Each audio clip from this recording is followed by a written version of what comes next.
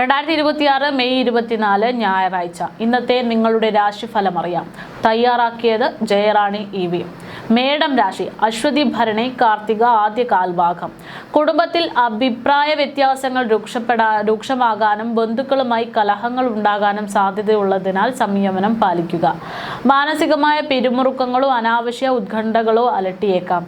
തൊഴിൽ രംഗത്ത് കൂടുതൽ ശ്രദ്ധ പുലർത്തുന്നത് പരാജയങ്ങളും ധനക്ലേശങ്ങളും ഒഴിവാക്കാൻ സഹായിക്കും. ഇടവം രാശി. കാർത്തിക അവസാന മുക്കാൽ ഭാഗം, രോഹിണി മകയിരം ആദ്യ പകുതി ഭാഗം. ആരോഗ്യകാര്യങ്ങളിൽ പ്രത്യേകിച്ച് മാതാവിൻ്റെ ആരോഗ്യകാര്യങ്ങളിൽ അതീവ ശ്രദ്ധ പുലർത്തേണ്ടുന്ന സമയമാണിത്. ബന്ധുക്കളുമായി അഭിപ്രായ വ്യത്യാസങ്ങളോ അകൽച്ചയോ ഉണ്ടായേക്കാതെ സാധ്യതയുണ്ട്. അതുകൊണ്ട് പ്രത്യേകം ശ്രദ്ധിക്കുക. അനാവശ്യമായിട്ടുള്ള ബന്ധങ്ങളിൽ നിന്ന് വിട്ടുനിൽക്കുന്നത് ദോഷാനുഭവങ്ങളും ബിസിനസ് മാന്ദ്യവും കുറയ്ക്കാൻ സഹായിക്കും. മിഥുനം രാശി. മകയിരം അവസാന പകുതി ഭാഗം, തിരുവാതിര പുണർദം ആദ്യ മുക്കാൽ ഭാഗം. കുടുംബത്തിൽ സമാധാനവും സന്തോഷവും നിറഞ്ഞ അന്തരീക്ഷം നിലനിൽക്കുന്ന ശുഭദിനമാണിത്. തൊഴിൽ രംഗത്ത് മികച്ച വിജയവും സാമ്പത്തികമായിട്ടുള്ള ഉന്നതിയും കൈവരിക്കാൻ സഹായിക്കും. ശാരീരികമായ ആരോഗ്യവർദ്ധനവും കുടുംബ സൗഖ്യവും ഈ രാശിക്കാർക്ക് ഇന്ന് ലഭിക്കും. കർക്കിടകം രാശി. പുണർദം അവസാന കാൽഭാഗം, പൂയം ആയില്യം. മാനസികമായി അല്പം സമ്മർദ്ദം ഏറുന്ന സംഭവങ്ങൾ നേരിടേണ്ടി വന്നേക്കാവുന്ന ദിവസമാണ്. ഏറ്റവും പ്രിയപ്പെട്ട സുഹൃത്തുക്കളുമായോ ബന്ധുക്കളുമായോ അഭിപ്രായ വ്യത്യാസങ്ങൾ വരാതെ നോക്കേണ്ടതുണ്ട്. ശാന്തതയോടെയും വിവേകത്തോടെയും സാഹചര്യങ്ങളെ നേരിടാൻ ശ്രദ്ധിക്കുക. ചിങ്ങം രാശി. മകം പൂരം ഉത്രം ആദ്യ കാൽഭാഗം. തൊഴിൽ രംഗത്ത് മികച്ച വിജയവും ഉന്നത പദവികളും ലഭിക്കാൻ യോഗമുള്ള ദിവസമാണിത്. സർക്കാരിൽ നിന്ന് ഗുണാനുഭവങ്ങളും പ്രശസ്തിയും തേടിയെത്തുന്നതായിരിക്കും. കുടുംബത്തിലെ മംഗളകരമായിട്ടുള്ള ചടങ്ങുകളിൽ നേതൃപരമായ പങ്ക് വഹിക്കാൻ ഇന്ന് അവസരം ലഭിക്കും. കന്നിരാശി. ഉത്രം അവസാന മുക്കാൽ ഭാഗം, അത്തം ചിത്തിര ആദ്യ പകുതി ഭാഗം. സാമ്പത്തിക ഇടപെടലുകളിലും ക്രയവിക്രയങ്ങളിലും അതീവ ശ്രദ്ധയും സൂക്ഷ്മതയും അനിവാര്യമാണ്. അല്ലാത്ത പക്ഷം ധനനഷ്ടത്തിന് സാധ്യതയുണ്ട്.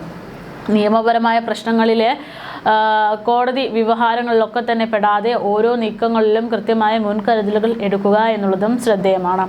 തുലാം രാശി. ചിത്ര അവസാന പകുതി ഭാഗം, ചോതി വിശാഖം ആദ്യ മുക്കാൽ ഭാഗം.